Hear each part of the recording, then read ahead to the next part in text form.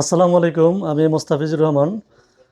আমি একটা ইন্ডাস্ট্রিয়াল ওয়ারিংয়ের একটা প্রজেক্ট তৈরি করছি, যেটা হচ্ছে সেন্সর দ্বারা একটা থ্রি ফেজ মোটর ডিসি কন্ট্রোলের দ্বারা সিঙ্গেল পেজ কিভাবে একটা মোটর চলবে, আমি এটা আপনাদেরকে দেখাচ্ছি। সেটা হচ্ছে আমি যখন একটা অবজেক্ট দিব তখন মোটরটা চলবে, আবার যখন অবজেক্ট দিব তখন মোটরটা বন্ধ হয়ে যাবে। এটা আসলে আমি এখানে ছোট আকারে দেখাইছি।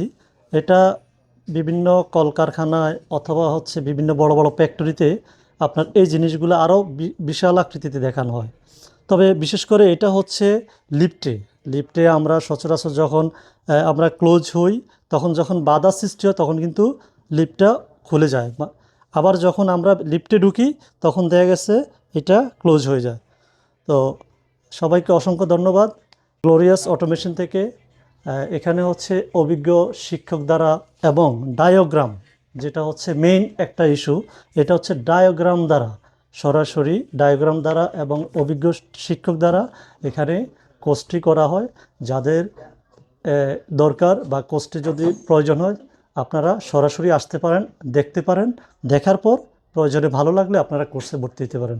ধন্যবাদ সবাইকে, অসংখ্য ধন্যবাদ। আসসালামু আলাইকুম।